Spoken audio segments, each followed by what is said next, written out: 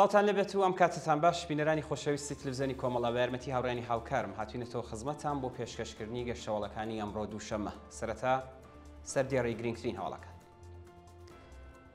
بڕیاری بەرپرسانی کوردستان بۆ سزادانی ئەو کەسانەی کرێکارانی ئەفغانستانی بەکاردێنن، دەست بەسەرکردنی چالاکێکی مەدەنی لە شاری بۆکان، کۆنتڕۆڵکردنی ئاگری دارستانەکانی بانە لەلایەن ژینگە پارێزانی ئەو شارە، ناڕزایەتی کرێکارانی شاغڵ لە شرکەتی ساحلی کۆنارەک، دۆخی خراپی تەندروستی ژنانی بەندکراو لە زیندانی قەرچەک، ناڕوونی چارەنووسی هەزاران پەنابەری ئەفغانستانی لە سنوورەکانی ئێران و ئاکسیۆنی پشتیوانیکردن لە سیسێل کۆهلێر و ژاک پاریس لە فەڕەنسا.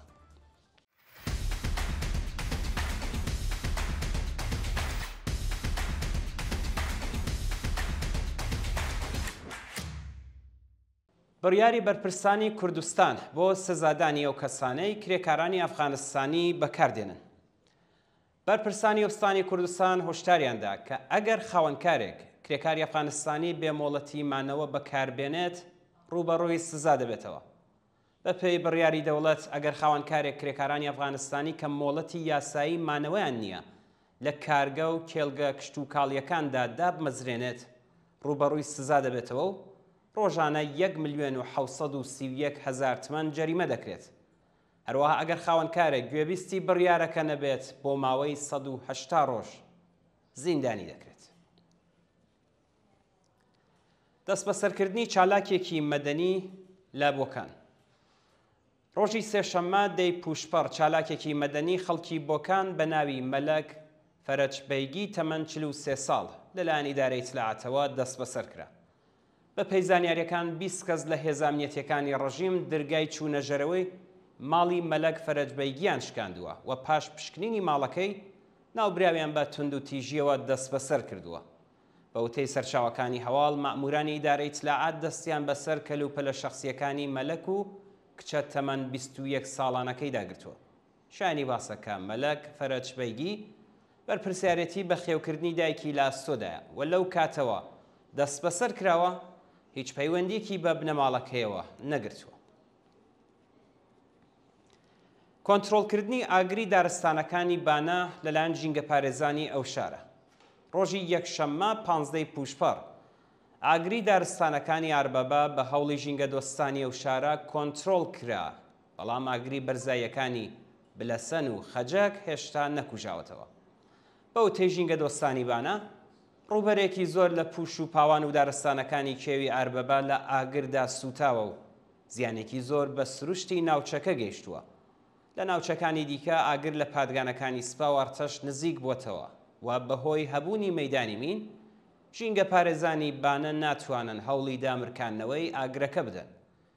ژینگە دۆستانی بانە داوا لە بەرپرسانی دەوڵەتی دەکەن بۆ کۆنتڕۆڵکردنی ئاگری دارستانەکانی ئەو شارە یارمەتیان بدەن. ناڕزایەتی کرێکارانی شاغڵ لە شرکەتی ساحلی کۆنارەک.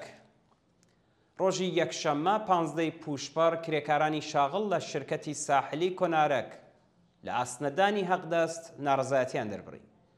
بە پێی راپۆرتی حالوەش نزیک بە 500 کرێکاری بوومی شاغڵ لە شرکەتی ساحلی کۆنارەک ماوەی 3 مانگە حەقدەستیان وەرنەگرتووە و لە دۆخێکی خراپدا دەژین. کرێکارانی ناڕازی ڕایان گەیاندووە کە چەند جار لە ئاستۆخی سەختی مەعیشەتی ناڕزایەتیان دەربڕیوە، بەڵام بەڕێوەبەرانی شرکەت بایەخیان پێ نەداون. دۆخی خراپی تەندروستی ژنانی بەندکراو لە زیندانی قەرچەک. کەمپەینی بەرگری لە وریشە مورادی لە بەیاننامەیەکدا سەبارەت بە دۆخی خراپی تەندروستی ژنانی بەندکراو لە زیندانی قەرچەکی وەرامین هۆشداریان بە دەستگای قەزاییدا. بە پێی ئەو ڕاگەاندنە ژنانی بەندکراو لە زیندانی قەرچەکی وەرامین لە دۆخێکی نائینسانیدا زیندانی کراون و لە گەرمای سەختی هاویندا لە دەستڕاگەیشتن بە ئاوی پاک ئیمکاناتی بەهداشتی و ئامێری ساردکەرەوە بێبەش کراون. بەندەکانی زیندان زۆر قەرەباڵغە و بەرپرسانی ڕەژیم لە ڕێگەی دابین نەکردنی ئیمکاناتی ڕفاهی بە ئەنقەست بەندکراوان ئەشکەنجە و ئازار دەدەن. کەمپەینی بەرگری لە وریشە مورادی داوای لا ڕێکخراوەکانی مافی مرۆڤ کردووە بەهانای ژنانی زیندانی لە بەندیخانەی قەرچەکەوە بچن پێش ئەوەی کارە ساتێکی مرۆیی ڕوو بدات. ناڕوونی چارەنووسی هەزاران پەنابەری ئەفغانستانی لە سنوورەکانی ئێران. بە دوای کۆتایی هاتنی دوایین دەرفەتی گەڕانەوەی پەنابەرانی ئەفغانستانی، هەزاران شارۆمەندیە وڵاتە لە سنوورەکانی ئێران و ئەفغانستان گیریان خواردووە و لە دۆخێکی کارە ساتباردا دەژین. بە وتەی ڕێکخراوە مەدەنیەکان بەشێک لە پەنابەرانی ئەفغانستانی بۆ ماوەی چەند ساڵ لە ئێران ژیانیان بەسەر بردووە و ئێستا کە بە زۆرم لێ دیپۆرتکراون، نە شوێنی مانەوەیان هەیە و نە سەرچاوەیەکی داهات بۆ ئەوەی ژیانی خۆیان و بنەماڵەکانیانی پێدابین بکەن. بەو بۆنەوە هەزاران کەس لە سەر سنوور گیریان خواردووە و لە نێو خێوەتدا دەژین. ڕێکخراوە مەدەنیەکان داوای یارمەتی لە نەتەوە یەکگرتووەکان دەکەن و دەڵێن هەزاران ژن و منداڵ بەبێ ئیمکاناتی ڕفاهی و خۆراک چاوەڕێی گەشتنی یارمەتی مرۆیین. دەست بەسەرکردنی 24 کەس لە ئەردەبیل. لە ڕۆژانی ڕابردوودا 24 هاوڵاتی خەڵکی ئەردەبیل لەلایەن هێزە ئەمنیەتیەکانەوە دەست بەسەر و پەروەندە سازیان بۆ کراوە. بە وتەی فەرماندەیی هێزە ئینتیزامیەکانی ئەردەبیل، ئەو کەسانەی دەست بەسەر کراون هەوڵی تێکدانی بیرروڕای گشتی و ئەمنیەتی وڵاتیان داوە، بەو بۆنەوە پەروەندە سازیان بۆ کراوە و ڕادەستی ناوەندە قەزاییەکان کراون. بە پێی دوایین ئامارەکان، بە دوای ئاگربەستی نێوان ئیسرائیل و ئێران شەپۆلێک لە سەرکۆت دەستی پێکردووە و تا بە ئەمڕۆ زیاتر لە 900 کەس بە تۆمەتەکانی هاوکاری لەگەڵ ئیسرائیل و تێکدانی ئەمنیەتی وڵات دەست بەسەر و زیندانی کراون. تێکچوونی تەندروستی ئازەر کەروەندی لە زیندانی قەرچەک. ڕۆژی یەکشەممە 15 پوشپەر دۆخی تەندروستی ئازەر کەروەندی بەندکراوی سیاسی ڕاگیراو لە زیندانی قەرچەکی وەرامین تێکچووە و ئەو بەندکراوە بۆ دەرمانگای زیندان گواستراوەتەوە. ئازەر کەروەندی لە مانگی بەفرامباری ساڵی 1400 لەلایەن لەقی 26 دادگای ئینقلابی تاران بە تۆمەتی ئیجماع و تەبانی دژ بە ئەمنیەتی وڵات لە ڕێگەی هاوکاری لەگەڵ گروپە دژبەرەکانی کۆماری ئیسلامی بە 5 ساڵ زیندان محکوم کرا. ناوبراو دەمارەکانی دڵی گیراوە و پێویستی بە نەشتەرگەری لە دەرەوەی زیندان هەیە، بەڵام بەرپرسانی زیندانی قەرچەک ئەو بەندکراوەیان لە دەستڕاگەیشتن بە دەرمان بێبەش کردووە. کوژرانی شارۆمەندێکی بەلوچ بە تەقەی هێزەکانی وەزارەتی ئیتلاعات لە دلێگان. دوانیوەڕۆی ڕۆژی شەممە 14 پوشپەر شارۆمەندێکی خەڵکی گوندی چاکیچی سەر بە شارستانی دلێگان بە ناوی داد عەباس سابقی تەمەن 40 ساڵ بە دەستڕێژی گولەی هێزەکانی وەزارەتی ئیتلاعات گیانی بەخت کرد.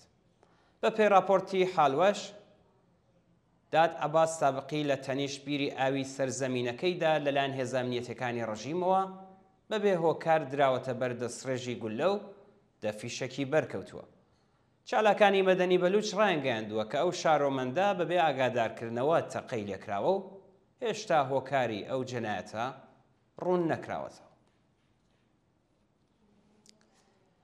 ئاکسیۆنی پشتیوانیکردن لە سیسیل کۆهلێر و ژاک پاریس لە فەڕەنسا. ڕۆژی یەکشەممە 15 پوشپەر کۆمەڵێک لە ئێرانیانی ئازادیخواز و چالاکانی سیاسی و مەدەنی فەڕەنسا لە ئاکسیۆنێکدا پشتیوانی خۆیان لە دوو بەندکراوی سیاسی فەڕەنسەوی بەناوەکانی سیسیل کۆهلێر و ژاک پاریس لە زیندانەکانی کۆماری ئیسلامی دووپات کردەوە. ئەو کۆبوونەوەیە کە لەلایەن بنەماڵەی ئەو دوو بەندکراوە سیاسیە ڕێکخرابوو لەلایەن ئێرانیانی ئازادیخواز، چالاکانی سیاسی و مەدەنی فەڕەنسا پێشوازی لێکراوە و بەشداربووان خوازیاری ئازادی بێشەرت و مەرجیان بوون. لەو ئاکسیۆنەدا بنەماڵەی سیسیل کۆهلێر و ژاک پاریس ئاماژەیان بە دۆخی خراپی تەندروستی ئەو دوو بەندکراوە و پەروەندە سازیەکانی وەزارەتی ئیتلاعات کردووە و ڕایانگەاندووە کۆماری ئیسلامی بە زیندانیکردنی شارۆمەندانی ئامریکایی و ئوروپایی هەموو یاسا نێودەوڵەتیەکانی پێشێل کردووە. هێرشی قورسی ئیسرائیل بۆ سەر حوسیەکانی یەمەن.